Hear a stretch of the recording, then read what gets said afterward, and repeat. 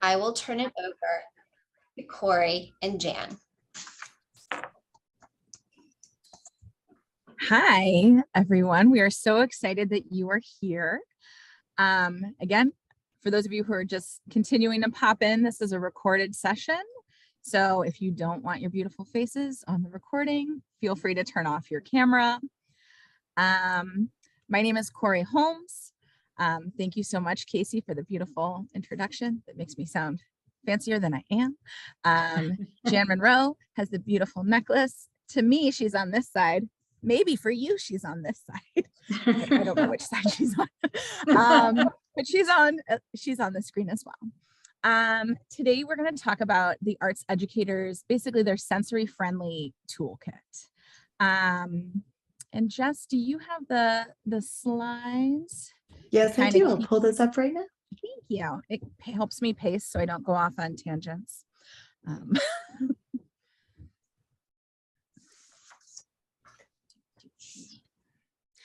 Jan and I, while that's being pulled up, Jan is the founder of a group called Step VA, and we do arts education for adults and students with disabilities in Virginia. I joined her in her work about 8 or 9 years ago. Yes. And it's been amazing and formative and life-changing. So we're just going to share a little bit about what we've learned on the road with you all. Yes. So this is the Arts Educators Sensory Friendly Toolkit. This is from a camp, this beautiful picture that we did, where we had one student who did not like the focus to be on him. And therefore he was able to participate in class with puppets, because then the focus was no longer on him. The focus was on his puppet, Paul, which was a wonderful way to keep him engaged, allow him to perform without him feeling like everyone was looking at him. Next slide, please. Okay, Miss Jan. Thank you. Thank you, Casey, for that introduction. Step VA, Stan, and Corey as well for letting me co-present with you. Step VA stands for Sensory Plus Theater equals Endless Possibilities. And I want to tell you a little story.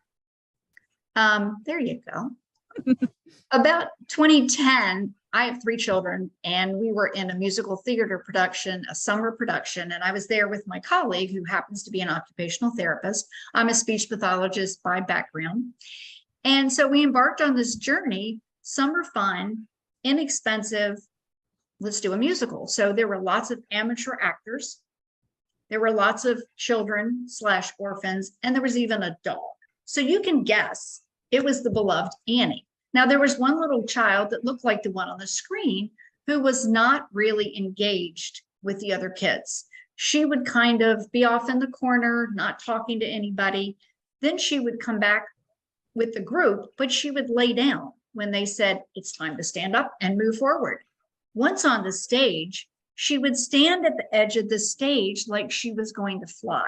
Now, you can just imagine that the directors were beside themselves thinking, what is happening? We cannot do this show. We can't move forward with this child, and what's wrong with her?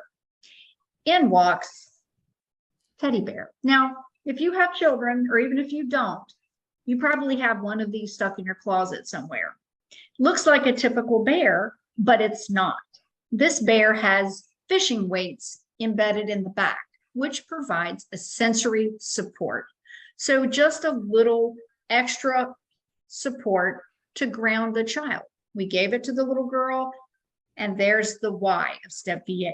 We adapted the environment by adding sensory, or by looking through the sensory lens. So we added that, and once we did, she was able to participate in the musical production of Annie, and no one knew the wiser, except we did. You could turn the next slide, please. Now, when we mention sensory, we want to play a really quick video so everybody's on the same page when we're talking sensory. So if you would play this really quick video so we can be informed of maybe why people are not all on the same page sensory-wise.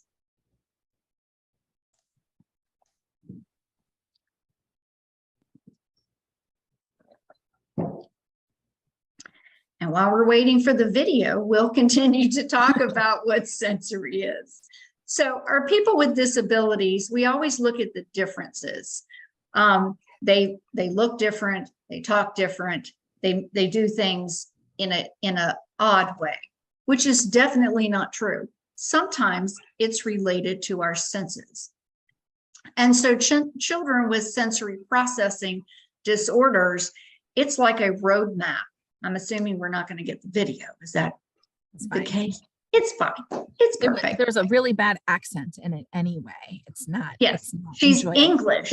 But what happens with sensory processing disorder, it generates from your brain and you perceive things differently. So sometimes if things are very strong in sense of smell, you will feel it greater.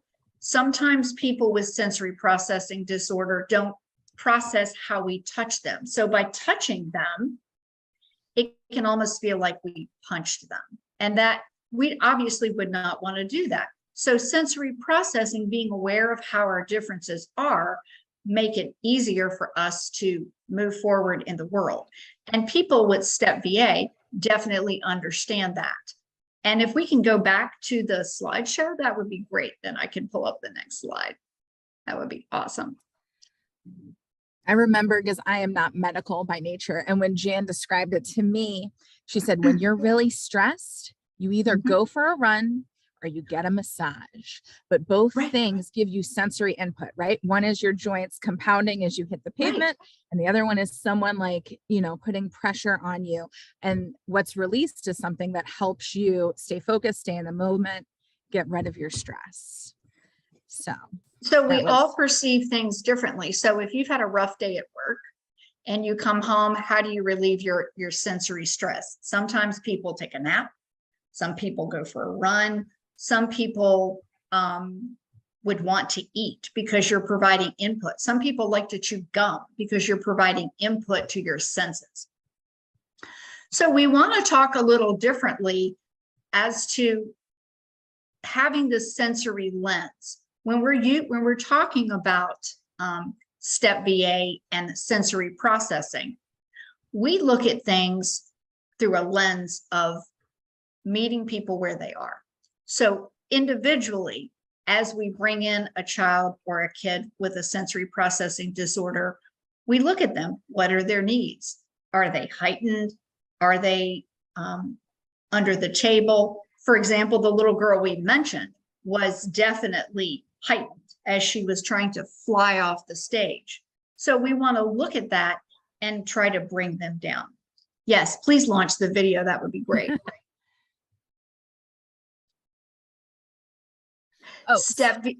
Absolutely. STEP VA stands for Sensory plus Theater equals Endless Opportunities. And we'll get the video up. Here we go. Some kids are really bouncy and can't sit still. Some kids aren't very coordinated.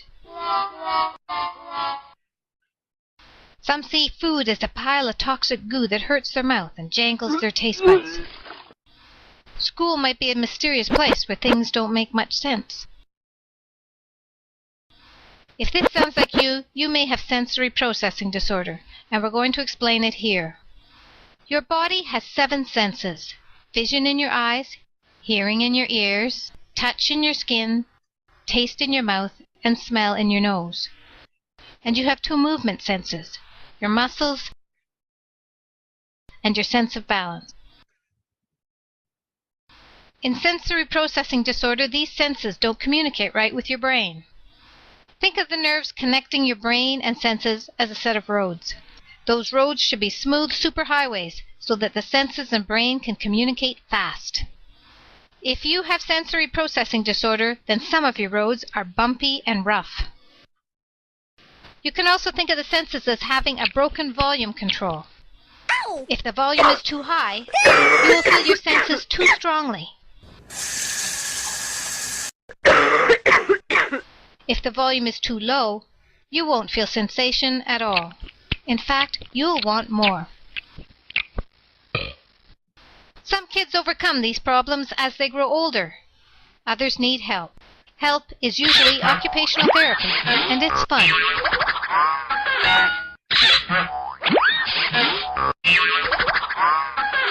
Occupational therapy helps build up the connections between your senses and your brain. The more you do, the stronger and smoother they get, kind of like paving those roads. After a while, you'll learn to slow down and sit still, to pay attention, to eat, to be comfortable and happy doing movement. It takes time. There's homework, too.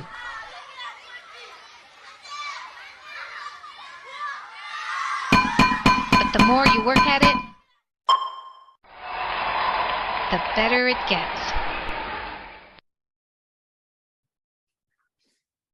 Thank you so much. If we can go to the next slide, that would be great. So understanding sensory perspective, Step VA provides activities. We do classes and workshops and summer camps that allow our kids, here we go, we're going to come back to that. That would be awesome. Yeah, the next slide, please. Perfect. We promote social interaction. And when I mentioned sensory exploration, every activity Step VA does, we embed that sensory. So we're giving their body practice at things that they need. And what happens with that is it builds self-awareness. They actually start to recognize what they need. And then self-confidence, because not only do I recognize what my body needs, but I can ask for it and do things just like everybody else, do all the other cool artistic things that I couldn't do before. This picture right here, the words underneath of it are intentional, profound impact. I want to tell two stories. The young man on the end in the bill and the blue cape is our Zazu. Now, Zazu has a favorite line in the musical, The Lion King, most people have seen. His line is, "Simba, you're a pain in my tail feathers." And everybody laughs because he delivers it perfectly. He's funny, he's on point. But if you meet him on the street or in the classroom, he's nervous. He visibly shakes. He picks his fingers. He is a mess emotionally and socially, and so filled with self-doubt. The day of his performance, his premiere, he's backstage hyperventilating almost. He's sweating, he's red-faced, he's so nervous. I said, go out and deliver my favorite line. So he goes out on stage and he delivers it with perfect timing and a round of applause. He comes back off stage and I give him a huge high five. He stops, he turns around and looks at me and he says, I said, that was awesome. And he said, I killed it, with more confidence than I've ever seen. I want to tell you another story. The young man two over from him with the glasses is Mufasa. Now, Mufasa is an 18-year-old man with autism. And if you know him, I've known him for years, he has zero perspective other than Thomas the Tank Engine, anything pizza. And if you show him oranges or any kind of fruit, he's out of the room. His perspective is very focused on his interests and his interests alone. So driving home from rehearsal one day, he looks at his dad and he says, hey, Dad, were you ever afraid for me when I was a little boy? And his dad said, oh, buddy, all the time. You were a runner. You used to climb on things. You did everything unsafe. I was terrified for you. He looked at he goes, why do you ask, son? And he goes, well, kind of like Mufasa's worried for Simba. Profound impact. Sensory plus theater equals endless possibilities. There's no way possible he would have gotten that without this experience. Could we please have the next slide? Thank you. So who are people with Step VA? We're people with disabilities. We serve all ages, primarily 6 through adults. Our professionals that we utilize on a regular basis are speech pathologists like myself, occupational therapists, physical therapists, music therapists, special educators, and anyone that has a skill in the art, teaching the arts, which is how we get Corey. And that was one of the best deals we ever made. We utilize volunteers age 13 and up, and we're shaping the next generation of helping professionals and artistic professionals. We utilize community partners through our arts camps, our classes and workshops. We're currently registering teens and adults for a SAS class. It's called Self-Advocacy and Social Skills Out. So what that means is we're going out into the community, working with parents, working with our participants to get both perspectives of what it's like to actually do things in the community. And some of our community activities are open mic nights. We have a blast going out in the community and just enjoying music. We all have our own personal preferences of music, but a lot of our people with disabilities are quite talented and want to showcase and share their music with you as well. Could we have the next slide, please? Thank you. How it all works. We mentioned sensory. We saw the video of sensory, and I'll bring in teddy bear. So we adapt things. We adapt props. We adapt the environment, such as dimming the lights, turning the volume of the music down, preparing our folks when it might be loud because they don't like surprises and things like that. And we embed sensory in every activity that we do. We have that sensory lens on. And when everything fails, and it does at times, we have a sensory break room where they actually get to take a break and learn that taking a break is not anything to be embarrassed of or shamed by, but it's important. Utilizing our volunteers. We bring in our volunteers to partner with our kiddos so that they can walk through a class, a camp, or a workshop together. They can model for them and provide encouragement when things go really, really well. In talking about our program activities, I mentioned our musical, I mentioned our classes. We also do virtual connect groups. When COVID hit, it was devastating for people with disabilities in much greater magnitude because they didn't understand what was happening and why they couldn't see their friends. So we allowed them to rejoin and be part of us. Some of our arts camps, we actually do a tech camp where they get to learn the behind the scenes for tech, set design, set painting, all of the other activities. It's fantastic that we give them these opportunities because they are quite capable of doing all of these activities. One special thing that I want to mention, Corey and I worked together for one of our adults. I asked him to write a song about how COVID affected people with disabilities. And quite true to fashion, in 30 minutes, he'd written a song for the COVID-19 musical. And in 6 weeks, he wrote an entire musical that we brought to live theater. So don't ever underestimate people with disabilities because they have quite special and unique gifts that they want to share. If I could have the Jan, he didn't just write a song and the book. He wrote all of the harmonies, all of the music. Yes. He recorded all on different instruments, the tracks. Like he literally wrote an entire 2-act musical. It's exactly. Thank you, Corey. And Sorry. He cast it with all of his friends in the middle of a pandemic. Who does that? But we do because we like to have fun, and there's Step VA, there's endless possibilities, and we're limitless in what we will do, believe me. If I could have the next slide, that would be great. I'm not a big numbers person, but there's one that I really want to point out, and it is the last line of the slide. And I want to read it. It says 1 in every 44 individuals has a form of autism. Now, I have a really small family, but I'm sure I could gather 44 relatives in a room and somebody would be affected by autism. So if you think about your family, your classrooms, the grocery store, your churches, the gym you belong to, any place in your community, we're affected.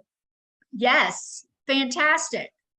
We are interacting with people with autism and or other disabilities. And I will take the quote from one of my friends who is a 17-year-old with visual impairment, hearing impairment, and autism. And I like to tell his story because he said when he was born, he was not given a favorable outcome by the medical community to his parents. And now he is a 17-year-old taking all AP classes, and he wrote many of our press releases for our Lion King and starred as adult Simba. And when I asked him, I said, can I share your story? He goes, yes, Miss Jan, you can share my story, but don't make it a sob story. Absolutely, point taken. It is not a sob story. It is about what we can accomplish, and we do it together with a lens of sensory. So I'd like to turn it over to Corey. If I could have the next slide, please, that would be fabulous. Okay. Yes. So this presentation, hold on, now I need to move my chat box. It made it too big. This is why I can't be trusted with tech. This presentation does have things about how to make a performance sensory friendly for both audience and performers, but we're actually just going to skip that and do the classroom stuff because that's why you're here. So we're going to talk about your sensory friendly toolkit, things you can embed into your curriculum, into things you do every day, both physical, tangible things you can have, and just like protocols that you can throw in. Next slide, please. Actually, oh, there's that guy. You know what, Miss Jan, I think if it's cool, we're going to skip this video, but I'm assuming that maybe we can send out the presentation. So if you want to see a video with clips of what we do at Step VA, that would be great. But this video is my why. This is after maybe the first or second play that I did with Step VA. And at the end, we, hold on, there we go. Oh, it disappeared. Well, at the end, we give each kid a medal because they accomplished a huge thing. Being on stage is scary for neurotypical people. So being on stage, you know, when you have sensory issues is even scarier. And this is when we gave Bryce this medal. He was probably 8 or 9. He took the medal and he took the microphone and gave this little speech. I don't know if it's coming back. But it's good. Let's see if we can get it. It's really good. It's worth it. It's worth it. If our tech folks can help us out. Yeah. Great. But while we're working on that, I do want to say, Jan and I went and we worked with the grad program from the American Shakespeare Center. They were performing As You Like It. We wanted our kids, our Step VA kids, to see this 90-minute production of As You Like It. My husband would have a hard time sitting through a 90-minute production of As You Like It, just because he doesn't like heightened language. So when we met with the grad students there, we came up with ideas. We were like, you know, loud noises unannounced are a problem. Okay, cool.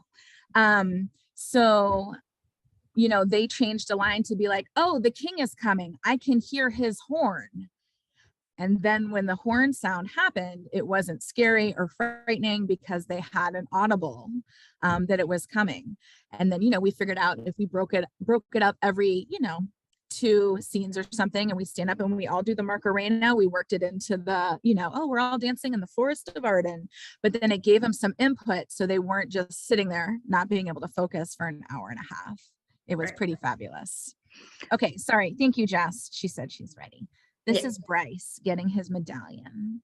Yes. I would just like to thank everyone for giving me this wonderful medallion. I think I might be different. It's something called autism. Some people say it's spectrum. Some people say it's obsessive compulsive disorder. But no matter what, I am still different. And I am my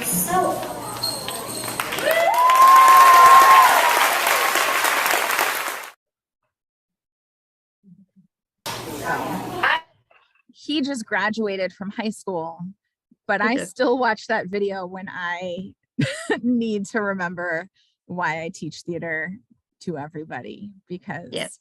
being able to own that you are yourself, different or not, is so important. Okay, fabulous. Jess, if you have the next slide, that would be amazing.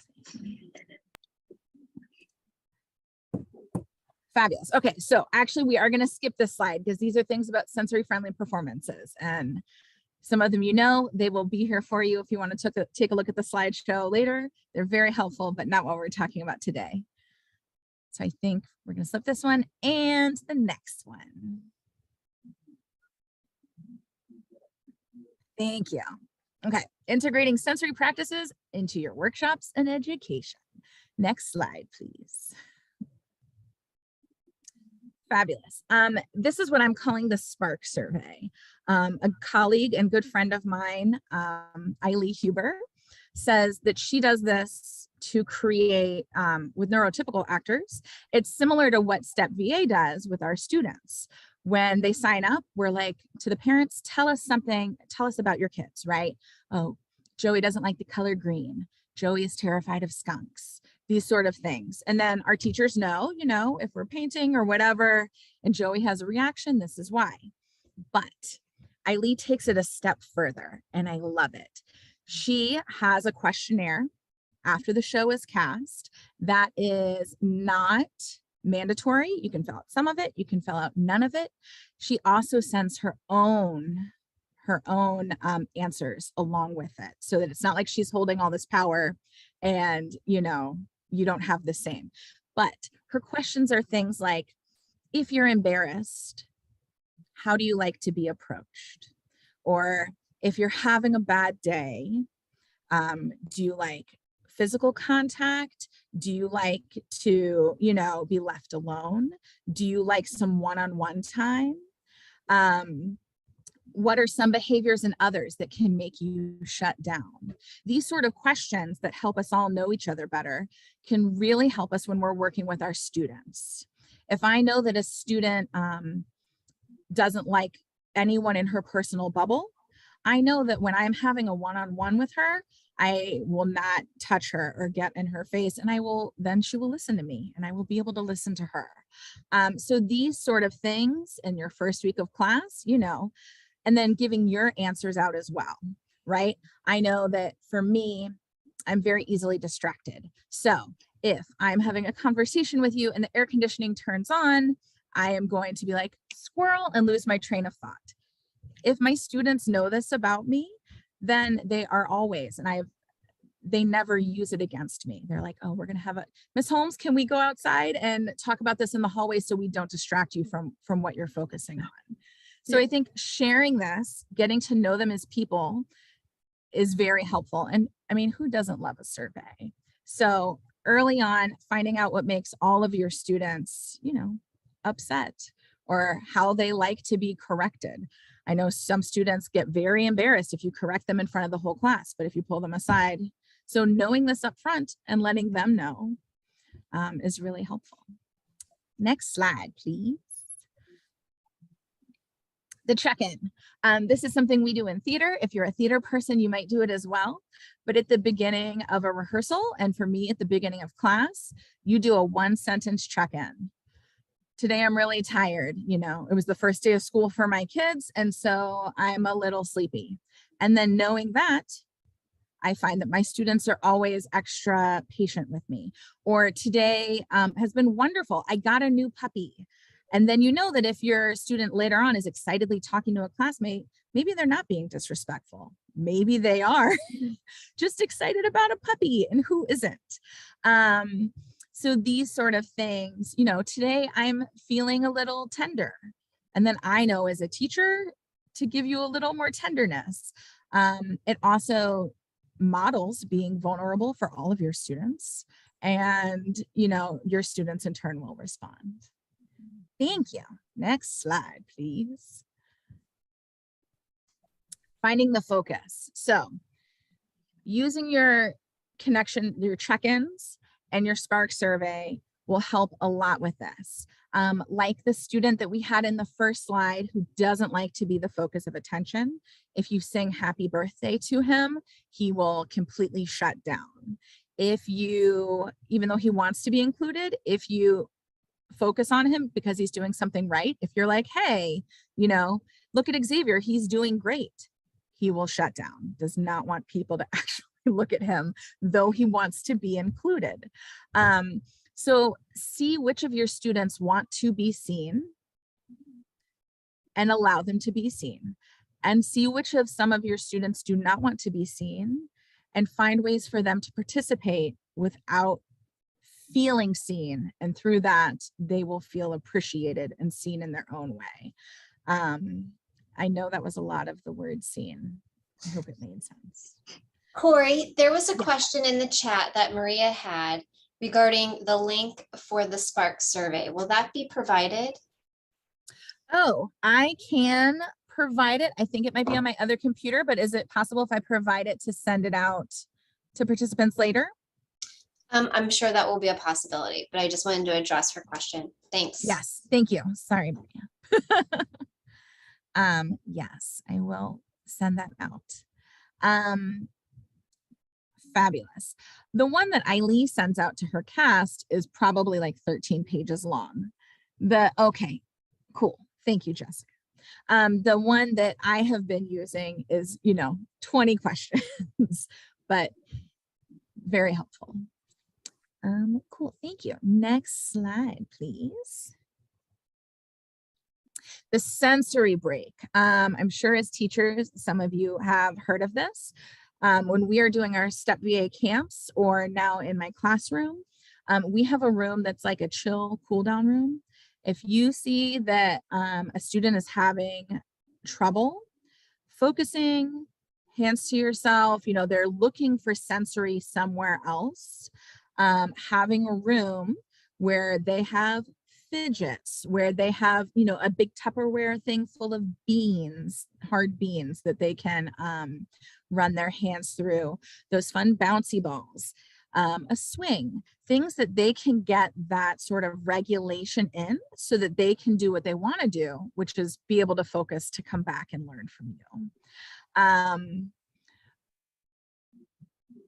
Noticing, so this is obviously where you have to pay attention to the small things. I will be teaching a ballet class, and I know that the minute I have a student, the minute her hair goes in her mouth, I'm like, okay, cool, time for a sensory break for you, so why don't you, go with a trusted friend into the hallway, because I don't have a sensory room in the ballet studio, and you guys are going to do some wall push-ups and maybe have a competition for 30 seconds and come back in, and then that girl can come back in and finish her plies. I've also found that if you're doing theater, drumming out things like iambic pentameter is wonderful. I've had great success with sensory seeking students who just love iambic pentameter because it's that easy rhythm and finding that beat. It's fab. Thank you. Next question, please. Next question, next slide. Cool. Social stories. I will not watch movies that feature a dog because I know that dog is going to die and I am going to cry and I don't want to be vulnerable during my TV time. But that happens on such a huge level to so many of our neurodivergent students. They want to know what's going to happen. It's so easy to help them.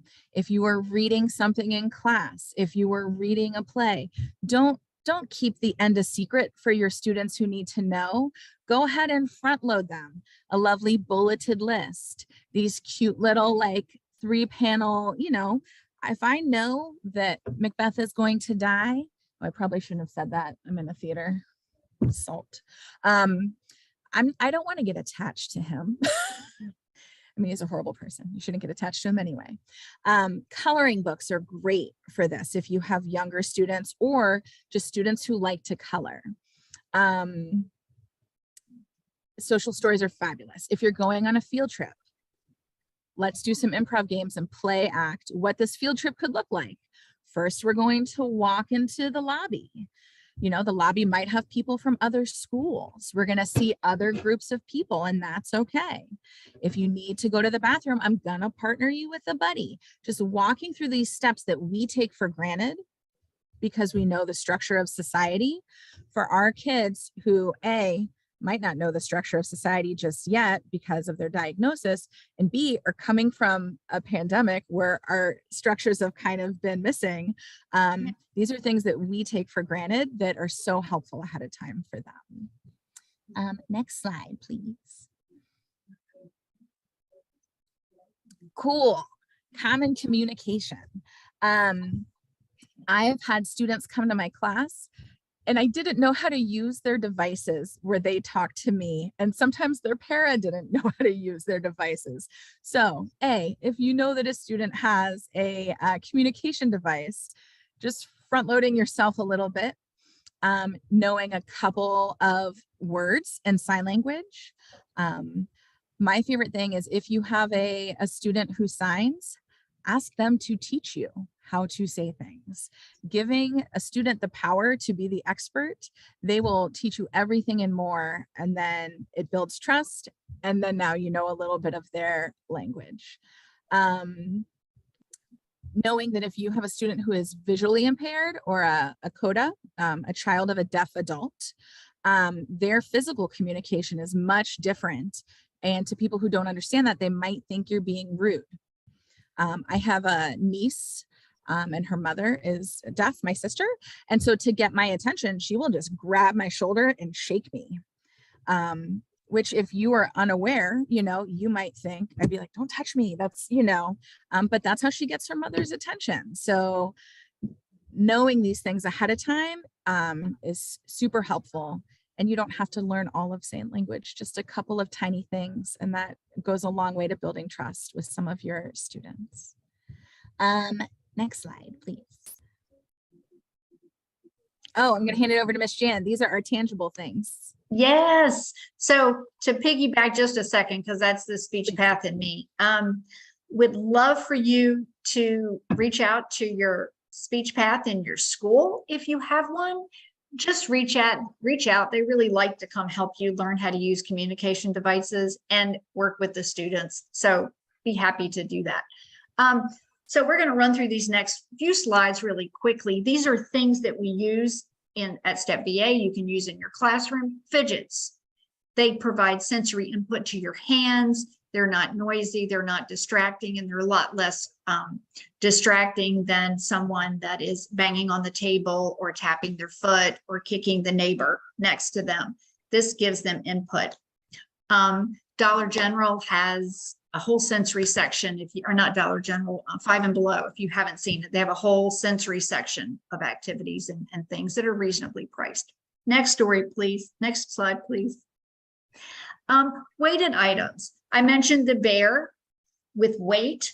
They're weighted vests, they're weighted snakes, weighted blanket. They provide input and sensory regulation and calming, because our body, we don't necessarily know where it is in space. So this helps ground us, even if it's for a period in time, maybe a seated activity, or if I'm jumping around, I may need some input.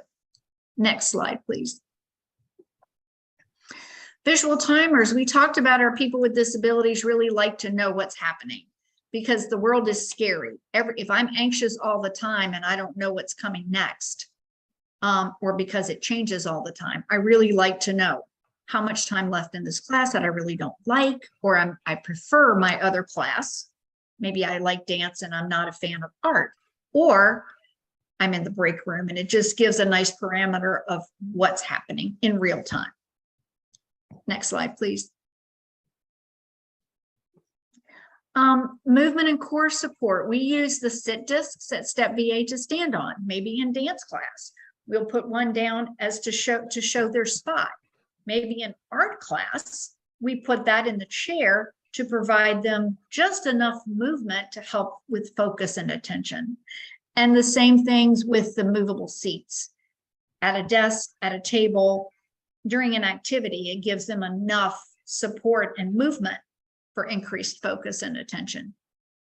Next slide, please. The picture exchange system, Corey mentioned communication device. This is a really simple way if they're nonverbal, or maybe they're at a state where they are so upset they really can't communicate. Either they're so dysregulated, but they can answer a question and you can figure out how you can help them. This is a really simplistic thing to have on the wall in your classroom, or just a little flip chart that you can actually have on hand. Next slide, please. Some more tools. These you can find at, like I said, Five Below, and just a disclaimer, I get nothing from Five Below. I just have been in the store enough. The popper toys, and then on the right are different textures of putty. They're different strengths, different intensities. You can put little beads in there and they can work to pull them out. It gives really good fine motor input to your hands and is quite calming. If we can go to the next slide, please. And another compression tool. This is a body sock. You see our three young men dancing on the left, my left. It provides input to their whole body. The same way with the Lycra tunnel. We use them in therapy all the time, but they can be in the classroom and they're getting full body input, that they're crawling through the tunnel and they have to work, and it calms them and regulates them so that they can participate. Next slide, please. Ooh, okay, this is me. It's you, Miss Corey. That's me. Boundaries for the sensory seeking. So you're going to have some students who are sensory seeking. You're going to have some who are sensory averse, and you're going to have the wonderful students who are a little bit of both, right? They want to hug one student, but they don't want anybody else touching them. So if your student is sensory seeking, what you're going to want to do is find limits for them and make sure they are super, super clear with consequences, just like you would for a neurotypical student. We had an art teacher who, for a visually impaired student, she put pipe cleaners around, she like went ahead and glued them around where the coloring was, so she could feel if she was coloring outside of the lines. So that is a very literal sense of setting boundaries, right? I saw someone had a question about, hip hop students. I'm a big fan of those plastic floor dots, and be like, this is your spot.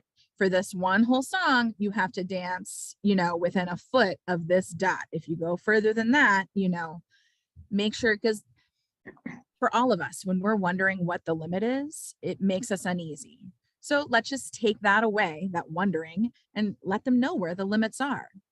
And then also grounding for the sensory seeking, right? The weighted vests are great. The bear with the fishing weights are great. They now make anxiety hoodies that are weighted hoodies. So those are fabulous. Or breaking up longer lessons, longer things, watching Shakespeare, ballet bar, breaking them up with something that gives it that input, and not just for that student, for all your students. Next slide, please. Buffers for the sensory averse. So these students want to feel distant enough, right? So that they don't get overstimulated. We had an As You Like It coloring book, so that when our students were watching As You Like It, one of our students, who didn't want the cast looking at him, he didn't want to be seen looking at the cast, he started coloring until he felt safe enough. He was paying attention. He didn't miss a word. He was just looking down and coloring. And then when he felt safe enough in the structure of the play, that coloring book went away and he paid attention for the whole hour and a half. Frequent errand breaks are great, right? Or sensory breaks. And then allowing space for slow activity chunking, so that the student becomes gradually desensitized to whatever it is they don't like. And you let them be in control of that, right? If Joey doesn't like the color green, then in art class, you're like, okay, today, one thing on your page has to be green. I don't care what it is. It could be a dot, it could be a line, it could be a leaf on a flower, but that's it. You choose what the one thing is. And then they choose, and then maybe the next day, two things have to be green. You can choose what they are. They could be 2 dots, they could be 2 leaves, but allowing them to take control and ownership over that gradual desensitization will go a long way. Next slide, please. Cool, your crew. I don't know if as teachers, sometimes amazing para can make or break what you're trying to do in that class. So just make sure that they have the buy-in first. When I'm doing stuff with Step VA, it's great because we have these volunteers who we have trained. And so when they buy in to help you, you know, it seems like a little bit more work up front, but it's working smarter. So just making sure, you know, when the para comes in, today we're going to do this. I would love it if you could accomplish this, this, and this, you know, or if you're working on something specific with a kid and maybe his case manager, you know, really reaching out and making sure everyone has bought into your goals together. Next slide, please. Cool. You have 3 responsibilities. 1, no judgment, right? Allow everyone to just be who they are and where they're at. Nothing anyone does is meant personally forever. It might feel personal in that moment. Oh, fabulous. I will answer that in 1 second. And then identify what is the thing you love about your subject. You know, I love the fact that theater is just grown up play. If you can get across the one thing you love to these students, then you've covered your responsibility. And then responsibility 3 is just be flexible. I know some days we go in and we want to get done this, this, and this, but as we all know, especially after the past couple of years, that might not happen. Next slide, please. And let me pull up that question. Break our rooms. Honestly, some successful ways that I've been able to connect with a para for me is I know that a lot they're overworked and underpaid. The SPED teachers are overworked and underpaid. So sometimes I literally will just make a to-do list for the para. Like if today you can, you know, make sure that if Joey's getting upset, you know, that maybe we go outside and blow bubbles with a bubble wand to make sure that he is breathing. Or, you know, if today we can just have him make 1 dot of green. If they know what my goals are, then they always will try to not always, but hopefully they'll try to help me out. Yes. Corey and Jan, I just want to kind of give you guys a time check. We have about 8 minutes left, but about 5 really for the presentation. So just to kind of give you a time check. All right. Okay. Well, let's go ahead. What we're going to do, I don't know how many, well, Miss Jan, if we only have 8 minutes left, We can just do it together. Yeah, we can just do it together as a group. Yeah. Okay, this is a scenario, right? We have a 12-year-old boy in the classroom. He is moving around the room in repetitive patterns with increasing speed. He begins hitting his hand on the wall, and then he increases to hitting his body. He bumps into his peers in an intentional, but not like a threatening way. You notice that his shirt collar is wet from him chewing on it. What are some things that you would do in this moment that would help regulate this boy and allow him to remain part of your class? We want to open it up. We want to open it up for questions. And if you see any patterns in this scenario of types of behavior, we talked about sensory seeking, we talked about dysregulation, we talked about shutting down. Kind of where do you think he falls in that? Yes, true. You can interact in the chat. Yes, please enter the chat. Unmute, whatever works for you. Yeah, this is a small enough group. We could do that. Yeah.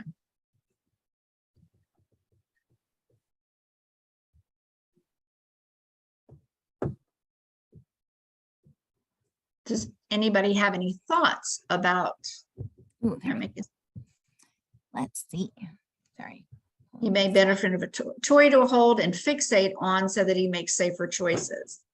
He's sensory seeking, perhaps having a fidget to manipulate would help. Absolutely. Make his Absolutely. movement of creative use in the class and allow it to be a benefit. Yes, if it seems like he is needing that movement for attention, give him a task in that class and let him shine. I would, in my hip hop class, we do rhythm circles. So if sound and banging is something that may, pull him in, I may just say, hey, let's switch it up. Let's all hit the cipher circle and sit and do that so that he has, that interaction. If that didn't work, I may just, I have assistants, so we could go immediately into small groups and maybe find out if that's what he needs, but the other groups may need something else. But those are two things I would try first, is the rhythm circle. And if that didn't work, I would go to the small groups. That's great. A rhythm circle is great for refocusing everybody. That is always one of my go-tos as well. Time to make that rainstorm.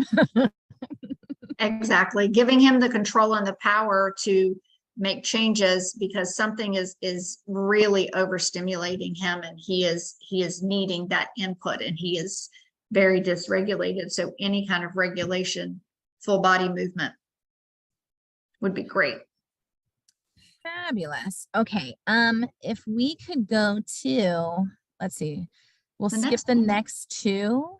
Yep. So that we have time for, and then if you could, yes, excellent. Do you have questions we can help you with? Yes. Now it's definitely an open forum. So we had one question in the chat that I'm not sure that you directly answered.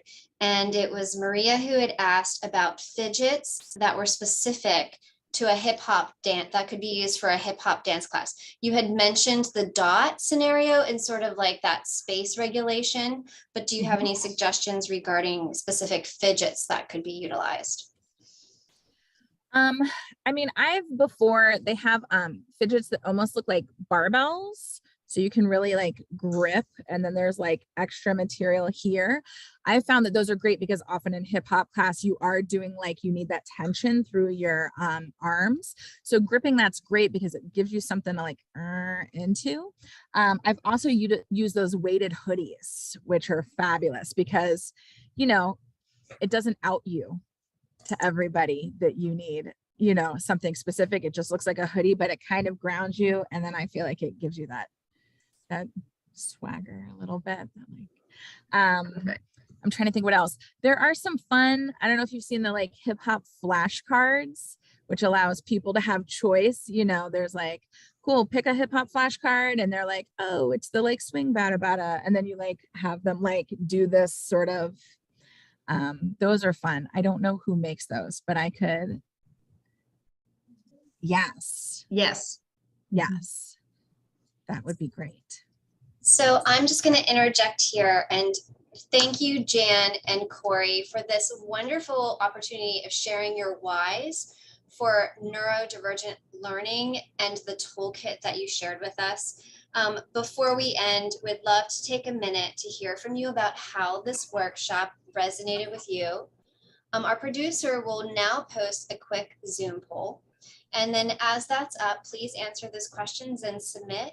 And then the 2022 Mid-Atlantic Teaching Artists Virtual Retreat is a co-sponsored project of the Mid-Atlantic Arts Agencies in partnership with the National Endowment for the Arts and the National Assembly of State Arts Agencies.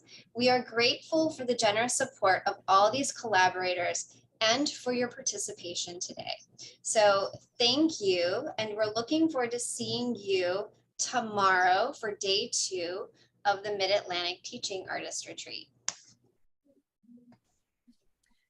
Thank you, everyone. I'll get that Spark survey to Jess, probably, I feel like, and then she can send it out to you guys. And then hopefully, I'm guessing Jess would also share the deck with you. But yes, there's some fun information about sensory-friendly performances. So that will be great. Thank you so much. Thank you.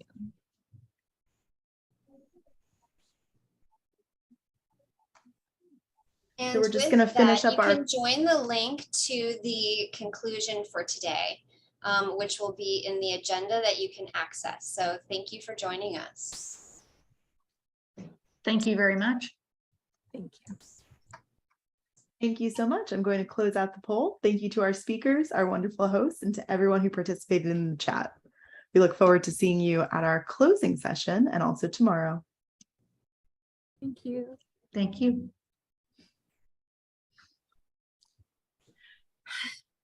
Jan, again, my apologies.